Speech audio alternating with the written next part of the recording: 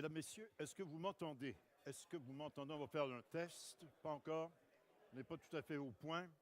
Peut-être que j'ai... Est-ce que j'ai mis... Here we go. Here we go. Right here. 1, 2, 3, 4. Bonjour tout le monde. C'est un petit peu spécial et c'est plutôt inhabituel de se retrouver dans un pareil décor. On a changé et j'espère que ce sera pour le mieux.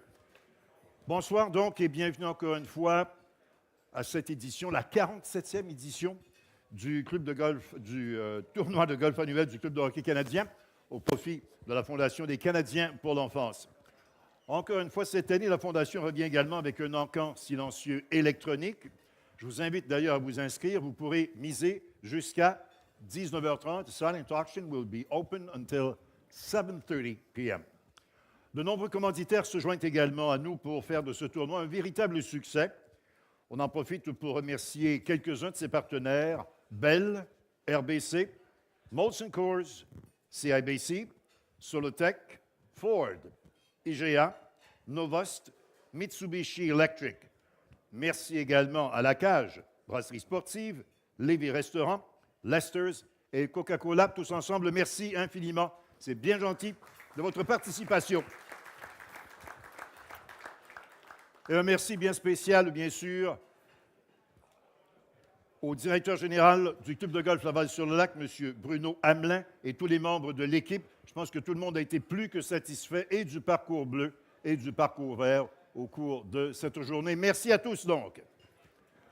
Maintenant, parlons hockey, puisque c'est la table ronde des Canadiens. Je me retrouve en compagnie de Kent Hughes, Martin Saint-Louis, Brendan Gallagher et puis Mike Matheson. Nous avons reçu des questions de la part de nos fans via nos différentes plateformes de réseaux sociaux. The first question goes to Gally, de la part de Jérôme Carrier, from Jérôme Carrier. What makes you proud about representing the Montreal Canadiens organization? Qu'est-ce qui vous rend le plus fier d'être avec la légendaire organisation des Canadiens de Montréal? Gally?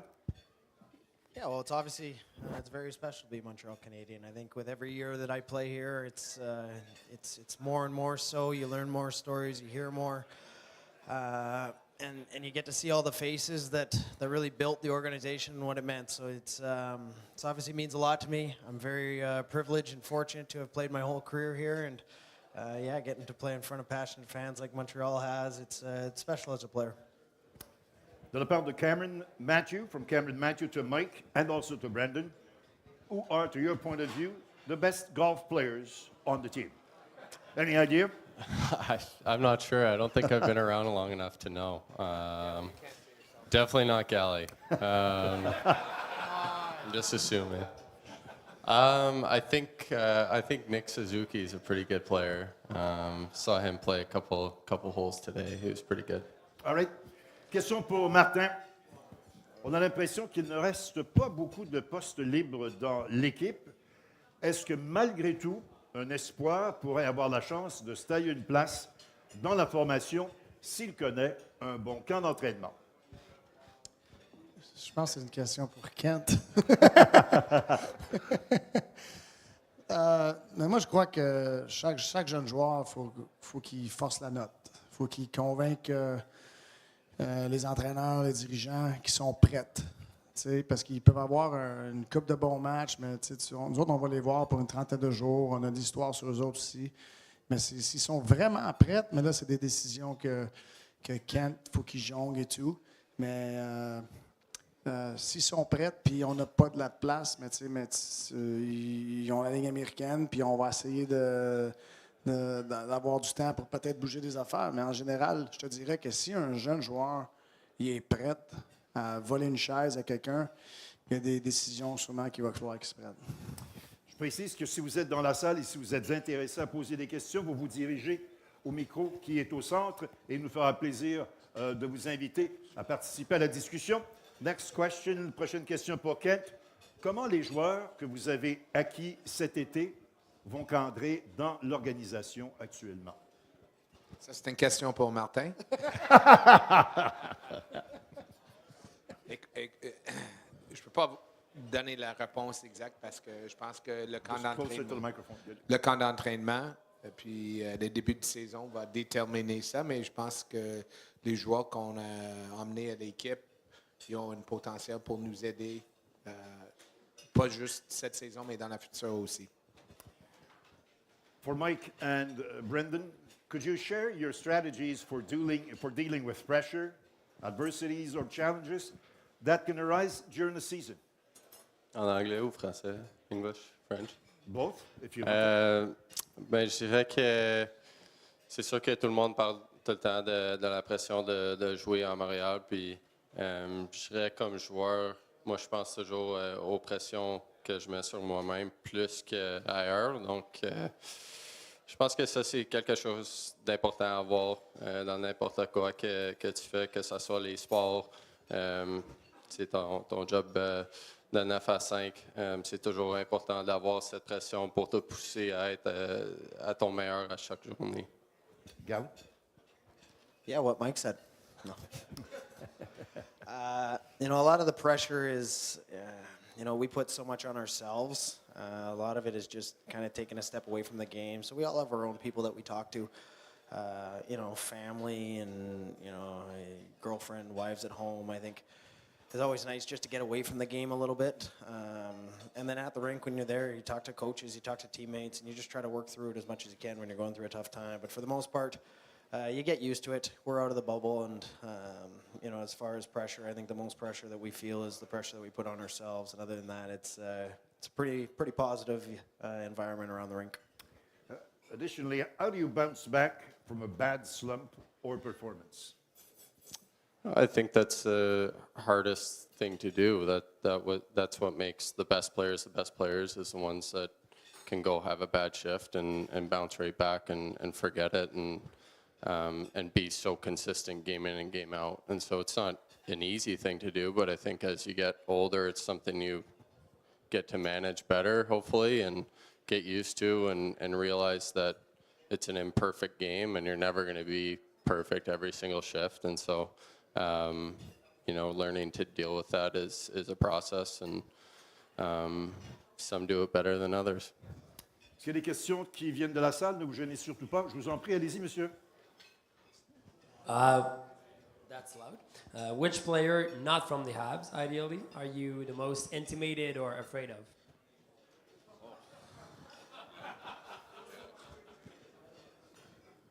I don't know. It's a hard question. You don't like to say anyone, to be honest. And I'm not going to say it out loud. So, no, honestly, I can't really think of anyone. There's guys that are hard to play against.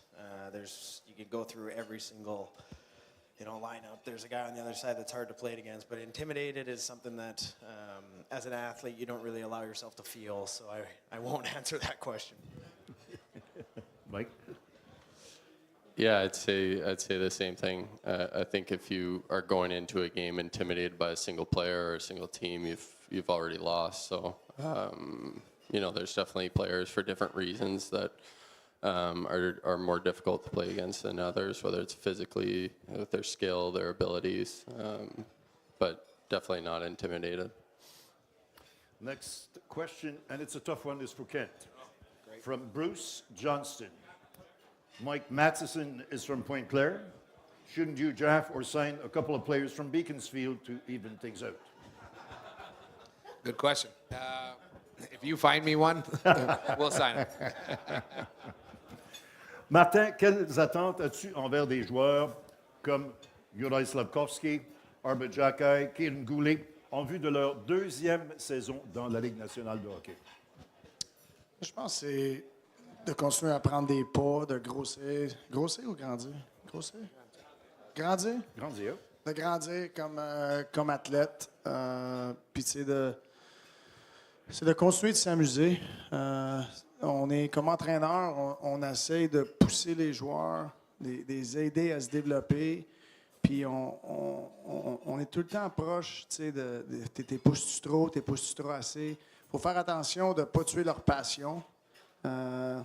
Puis parce qu'un coup, tu tues leur passion, mais ils arrêtent de s'améliorer. Fait que faut vraiment que tu fasses attention. Mais nous autres, c'est qu'ils continuent, ça prenne des pas dans la bonne direction. Puis c'est pas nécessairement des pas qui vont comme ça tout le temps. Des fois, c'est des gros pas. Oh, un petit pas. Oh, tu sais, c'est jamais tout le temps comme ça. C'est un petit peu de même, mais que à la fin de l'année, quand on connecte les dots, mais ça s'en va comme ça. Puis je suis pas inquiète. C'est des très bons kids. C'est des gars qui travaillent. C'est des gars qui adorent le hockey. Fait que c'est la même approche qu'on a faite l'année dernière.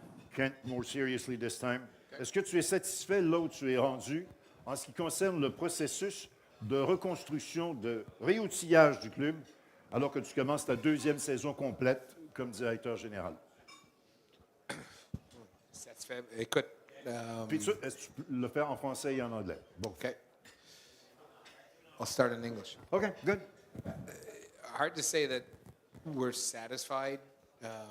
We finished fifth from the bottom last year. There's been a lot of changes, and the changes have been all with the objective of moving us towards something, and we're going to continue to work towards something. But to say that we're satisfied before, we're playing in the playoffs and competing for a Stanley Cup is, to me, hard to say. Alors en français, c'est de dire, écoute, on a fait beaucoup de changements. Les changements ont été faits pour construire, rebâtir l'équipe, pour le mettre en place, à compétitionner à chaque année pour les séries, pour le Coupe Stanley. On n'est pas rendu là. On a fini 5e du sous-sol cette année. Alors de dire qu'on est satisfait, non, je ne peux pas dire, mais je crois qu'on prend les démarches pour atteindre notre objectif. Okay. Est-ce qu'il y a d'autres questions dans la salle? Questions from the floor? Come on, guys, don't be shy. Hey, Montreal Canadiens fans won't ask a question to Martin Saint-Louis, Mike Madison. Come on. Wake you up. I've got another question. To Marty. Hope you had fun today on the course with your peers. I'm a volunteer coach and of amateur kids in Oakville. What do you say to the team or remind them about before the game to ensure that they're focused and ready to perform? Coach Pete, from Peter Ackerman. Well, I think it's not always the same message, but I think the one thing that always kind of crossed my mind is like, we get to do this, like they were talking about pressure earlier, and Kent and I talk about this, like pressure is a privilege. Like we get to go battle every night and try to convince people, try to beat the other team, so I think in my locker room, I think my guys are excited to get out there because we get to do this, and it's hard work and it's not always smooth sailing and it's not, there's ups and downs, but at the end of the day, we get to do this and it's an unbelievable place to be. Question for Mike and for Brendan. Training camp starts tomorrow. Have you guys been on skates yet? And if so, for how many days or weeks? Yes, we've been on skates. The short answer. The days of, yeah, you haven't? Oh, wow. No, I think the days of showing up to training camp to train to get ready for the season are long gone. Yeah, it's a job, and like Marty was saying, it's a privilege to get to do this, and it's not like you can just take a few months off and expect to be able to compete in this league. Everyone's so good. Even, you look at teams like us that are technically rebuilding. I think we still have a lot to offer, and we'll be able to surprise a lot of teams this year. There's not a single game that's easy by any stretch of the imagination. So if you're not in shape and ready to go by training camp, you're in deep trouble. Brendan? Yeah, I think, you owe that to your teammates. Go back and have the best possible summer that you can and get yourself ready for another season. That's your time to improve as an individual and make those strides, work on a couple things, prepare your body for a long 82-game season and hopefully longer. So That's your time where you're off on your own, but your teammates count on you to get the work done. So I think, nowadays everyone's pretty good at doing that, and if you're not, it shows pretty quickly at camp. So I think everyone understands how important the summer is. Questions from the floor? Please go ahead. I didn't get an answer, so I'll ask the other way around. Which player are you most inspired by?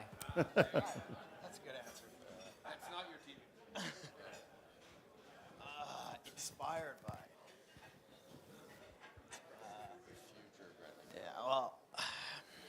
I got to play with a lot of really good players when I was younger, but Brian Giunta, who was my captain early on in my career, was really important for me as a player. Smaller player, kind of went through a couple different eras, just knew a lot about the way the game needed to be played and how I would need to play it, and he's someone I still talk to. When we go on the road in Buffalo, he always takes me out for dinner. He'll be the first to tell you he always pays. And I appreciate that from Gio. But he was someone that was really important to me, helped me out in the locker room, off the ice, on the ice, him along with Josh Georges. And then, still to this day have that friendship and that relationship. So that's really important to me. I'd say for me, there's definitely guys that I've played with that have had longer roads to getting to the NHL, and that's been inspiring. But I think for forever since I was growing up, it was Sidney Crosby that was my favorite player and always inspired me a lot then. And then I had the privilege of playing with him for 2 years. And I think his greatness was inspiring to me. The fact that, he could be that good for that long, game in and game out, I think is inspiring because you see that that's possible. And that definitely drove me a lot through my early years in minor hockey, watching him as a fan, and then as a competitor playing against him in my first few years, and then as a teammate as well. Please go ahead. And the real answer to your question was probably Connor McDavid.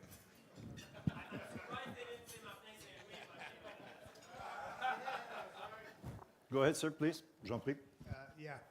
Montreal is an exciting place to live, and we have a very young team. And over the past, we've seen some quality young hockey players sort of fall off the path and disappear. And it was kind of like a loss of talent, loss of draft picks and stuff like that. Do we have a mentoring system or something along those lines? I remember when Sidney Crosby showed up in Pittsburgh, he lived in Mario Lemieux's basement. I'm not asking if guys are living in some of the older or veterans, not older, but the veterans' basements and stuff like that. But do we have a program? Because it just seems in the past we've had issues where Montreal has all these distractions and just hoping. Yeah, no, I have all the young guys living in my basement. Kent? And the more serious answer is we do. But I think mentoring comes in a lot of different areas. It comes from our dressing room, first and foremost, establishing not just a captain and 2 assistant captains, but a leadership group that take care of each other, that we're in a different world today than we were 30 years ago. So creating an environment that's accepting, that's open, that people can communicate, and when there's an issue that they can reach out to them. Whereas I think 30 years ago, if you were to admit that you were struggling as a pro athlete, mentally or otherwise, it probably would have been a hard place to do it. We have sports psychologists on staff. We have our coaching group and everybody else. So we're all very mindful of it, and we try to keep tabs on all of them and make sure that those that are struggling have a vehicle to express themselves and work through it. Question pour Martin. C'est un nouveau camp d'entraînement pour toi. Est-ce qu'il y a des choses différentes que tu vas faire cette fois-ci comparativement au camp d'entraînement précédent? Bien, cette année, on a juste 6 matchs préparatoires au lieu de 8.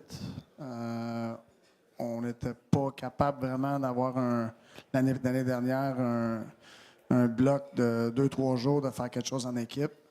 Mais cette année, à la fin du camp, on va aller 3 jours en équipe, faire un team bonding. Mais côté structure du camp, c'est pas mal pareil. C'est d'essayer de... Je sais, on ne recommence pas à zéro, mais c'est refreshing. Avec, refresh. Ouais, Rafraîchir un peu. Ouais, rafraîchir nos concepts, comment on joue en équipe et tout. Mais côté style de pratique, puis comment que le camp va procéder, c'est pas mal pareil. Question? Je vous en prie, allez-y. La question est pour M. Saint-Louis. L'année passée, malgré la position du Canadien en fin d'année, je trouve que l'équipe a été compétitive match après match.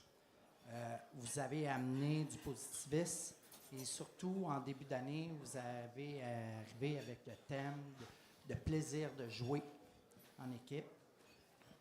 Et je trouve que ça a amené vraiment quelque chose de bien. Quel thème vous allez amener pour leader l'équipe cette année? Parce que vous n'allez pas pouvoir toujours revenir avec le plaisir de jouer et amener l'équipe à compétitionner de match en match, tout le temps rester, malgré l'équipe jeune, essayer d'être compétitif. Ouais, mais moi, je pense que ça part tout avec l'enthousiasme. Que même que si ça va pas bien, les réponses sont partout. Il faut que tu les trouves. Des fois, elles ne sont pas directes en avant de toi. OK? Puis je sais, des fois, tu peux perdre une coupe de match, puis tout, puis tu penses que tu n'as pas les réponses. Elles sont là. Il faut juste que tu les cherches, il faut que tu les trouves. Mais si tu n'amènes pas cette attitude positive, d'enthousiasme, puis tu amènes une attitude négative pour essayer de chercher des réponses, tu n'avanceras pas. Tu n'avanceras pas. Fait que si tu me demandes que je vais-tu avoir moins d'enthousiasme cette année, non. Non, je vais avoir le même enthousiasme. Qu'on perd ou qu'on gagne, je vais avoir le même enthousiasme. C'est de continuer à chercher les réponses puis à aider les jeunes à bâtir ce qu'on essaie de bâtir. Puis je sais qu'on ne part pas à zéro. On a une continuité de ce qu'on a à faire. Puis si les gars n'ont pas une passion de venir à l'aréna, mais ils ne s'amélioreront pas. Fait que, tu sais, c'est une ligne très fine qu'il faut que tu fasses attention comme entraîneur. Il y a un temps d'être dur, mais moi, faut que tu sois fair. OK? Fait que, côté enthousiasme, je peux te dire qu'on va emmener le même nombre d'enthousiasme. Mais je sais que les responsabilités montent cette année. C'est sûr que les responsabilités vont monter. OK? On n'est pas... On passe de stage d'enfance comme équipe d'un stage de petits gars. Puis c'est essayer de continuer à évoluer. Qu'est-ce que tu demandes à un bébé de 2 ans puis une personne de 8-9 un kid de 8-9 ans, c'est pas pareil. Fait qu'il y a une évolution. Mais il faut que tu sois fair. L'enthousiasme va être là, par exemple. Merci beaucoup. Merci. Merci.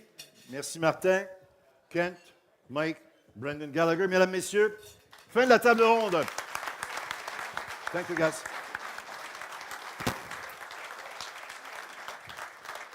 Merci aux partisans qui ont participé. Je vous rappelle que l'encan silencieux, l'encan numérique se poursuivra jusqu'à 19h30. On vous invite à profiter des stations gastronomiques dans le foyer. Profitez-en. Et je vous précise que nous allons vous revenir incessamment pour vous donner les résultats de cet événement avant que vous ne quittiez. Mesdames, Messieurs, bon appétit et à tout à l'heure.